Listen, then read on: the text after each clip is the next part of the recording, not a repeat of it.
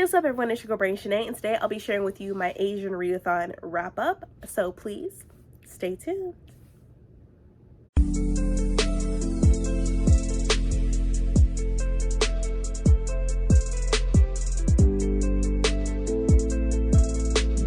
And I am back, and also if you're new to my channel, welcome. So like I said before, I'll be pretty much sharing with you my Asian Readathon wrap up. I only read 3 books. I did not get to read my nonfiction book, but I do plan on reading that in June. So for the first book that I had read for the Asian Readathon, which was from May 1st to May 31st, and that is Shadow and Bone by Leigh Bardugo. I actually did a whole vlog about this book, which I will leave up above. So let me know what you thought of it. I rated this a 4 out of 5 stars. You will know why once you watch that video, but I read this as part of the Asian Readathon. The next book that I think this was a great book. I didn't really want to rate it because it was really that good. I think I just rated it based off of pretty much how the writing of it, and that is If I Tell You the Truth by Jasmine Carr. Now this book is pretty much featuring a girl named Karan and Sahara. Karan is pretty much the main character in the very beginning of the book, when she ends up going through, ends up being raped, and this is located in India, I believe. I believe so, yeah.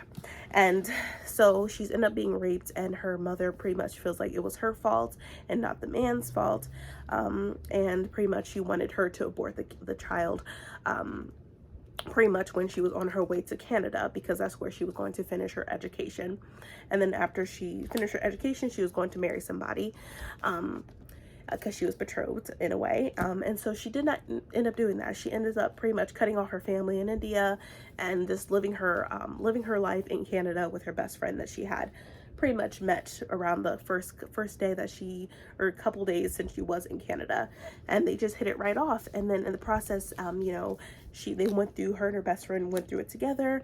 She ends up having a daughter named Sahara, and then her daughter really did not know anything about the backstory about her father. She just felt like her mom was keeping her father away from her and everything like that, until she found out the truth about what had happened, and Sahara feels guilty about it. And so Karan, she ends up speaking her voice out in public on the news, and that's when her Sahara's father ends up saying, like, no, that was not the truth. I did not rape her. We had sex. She gave her consent, what have you, and that was never the case. So she ended up also going to India because one of like an Indian TV newscaster or whatever, I forget what it was, but she ends up going to India saying her truth and her piece about it. And I think this book is really good because it talks about speaking up and saying something, even if it's years later. Just saying something, speaking your truth about it is amazing, and it's awesome, and the courage of doing so, it says a lot about it. So I really love this book. It even says on the back, it says, "This isn't a poem. Instead, it's an obituary for the girl I used to be, the girl who belonged to everyone but herself, the girl who swallowed her heart and bit her tongue, the girl who would have never dared to run."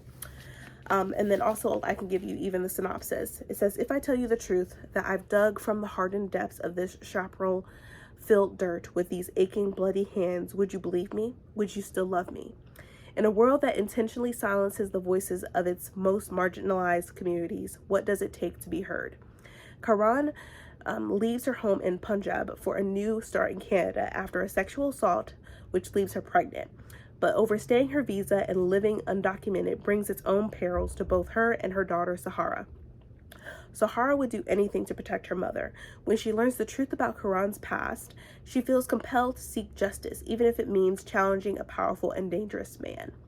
In the stunning sophomore novel, acclaimed writer Jasmine Carr uses prose, poetry, and illustration to explore trauma, fear, courage, community, and the healing power of love in its many forms. Which, like I said, it's brilliant. I love the writing. It even has trigger warnings really before you read it. It says sexual assault, police brutality, immigrant trauma, victim blaming, domestic violence, alcoholism, depression, and anxiety. So it gives you all that information before you start reading it, just to give you a heads up. And like I said, I really enjoyed this book, and I definitely recommend it to anyone who's willing to read that. Anyone willing to read this, even though there is trigger warnings. So like I said, it's trigger warnings in this book, just to give you a heads up. But I really enjoyed this book. I gave it a 5 out of 5 stars. Based on how it was written. Anyway, I would still give it a 5 out of 5 stars, just because it's amazing. This story is very inspiring. Just to say, speak your voice, speak your truth, speak what has happened to you, and say it loud, and just be happy and proud of yourself that you have the courage to do so.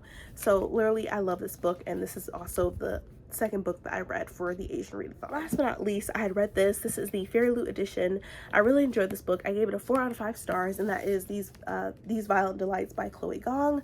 I had read this. This is located in Shanghai in the 1920s. This is a Romeo and Juliet retelling. But the story reminds me of pretty much how the pandemic was, where people were getting sick. People didn't know why or what was wrong or anything like that. In this book, they called it, I believe, The Sickness. I believe, let me know down below. I read it a while ago, so it's not really that fresh in my mind. But only reason why I give it a 4 out of 5 stars is because I feel like it was repetitive. It was longer than what it could have been. I think some stuff could have been left out, to be honest, but I still really enjoyed this book. I love the fact that we get to know more about the main characters. Wish we get to learn more about Juliet. We get to also learn more about Roma, who is Russian. So we have that where there are two gangs. So it was really interesting about like the boundaries and everything that they had for in this book regarding the two gangs, what territories they could go in. I also love the fact that, yes, it's a retelling, but I feel like the love, I'm glad it wasn't like too mushy of a love story. I feel like what they'd gone through, especially the main characters with Juliet and Roma, it was actually real things. It was trauma. It was things that the choices that Roma had made really affected Juliet and looked at him in a different light. And then what Juliet had become based on what Roma had done, it changed who Juliet was. And so their actions sort of collided, and they just haven't been right together. You know what I mean? Like, their relationship hasn't been the same. They try to get back by reminiscing on some of the past that they had and when they were children and what have you, but they were still focused on trying to figure out what was going on, in their territories, and pretty much the sickness was killing the people in their gangs. And it was just affecting their city and their way of life and their well-being. So they're just trying to figure it out. It was like a mystery, pretty much. It's like, I feel like this is like a thriller type of thing for me. You know what I mean? Like, not so much horror, not so much like it was a retelling, but I feel like it was much like a thriller because they're in a mystery book, because they're trying to figure out what's going on. Where's the sickness come along? Why is it being passed down? And what the sickness is pretty much people are clawing at their neck, and eventually they're clawing at their arteries, and they end up killing themselves. And they're trying to figure out what's going on.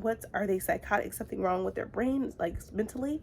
So they figure out it was like insects from this monster that is spreading throughout the entire city. And so they're trying to figure out, okay, what is to stop it? And so they think the thing that in order to stop this sickness is to kill the main person, the main monster that's spreading the sickness. So they ended up doing that, but pretty much there's going to be a second book. I don't want to spoil it for you all, but it gets interesting. They really think like they had solved the problem, the sickness is gone, but that is just never the case. But in movies or any books. So there's going to be a second book. But it wasn't really steamy. There wasn't like romance type of deal. I mean, there was like maybe a peck or two of like kisses, but it really wasn't like all that, because really that was another thing why I gave it a 4 out of 5 stars, because I'm thinking there's going to be a little bit more like passion, love between the two characters. They're pretty much, it's like non-existent sort of in this book, but I still ended up enjoying it. But a 4 out of 5 stars for this, and I do plan on reading the second one because I just want to know, how come the sickness isn't gone? Why they killed the main source, but it's still there? Like, so it sort of reminds me of the pandemic that we're still going on to this day. So that's what it reminded me of. But that is it. So I read a total of 3 books for the Asian Readathon. I really wanted to read more, but I'm still going to be reading diversely, of course, as always. But that is it, you guys. So literally, I read These Violent Delights. I read If I Tell You the Truth by Jasmine Carr. And then I also read Shadow and Bone by Leigh Bardugo. So yeah, those are the 3 books that I read for the Asian Readathon. I really hope you enjoyed this video. I know it's a little bit late. I'm a little bit, if you can't tell, I'm a little bit congested. I just had a cold and stuff. So I'm just now getting back into getting better, getting a lot more energy to do videos. But I really hope you enjoyed this video. If you did, please give me a thumbs up. Also hit that subscribe button and that bell to be notified when I upload more videos in the future. But thank you so much for watching, you guys, and please stay healthy and stay safe. See ya.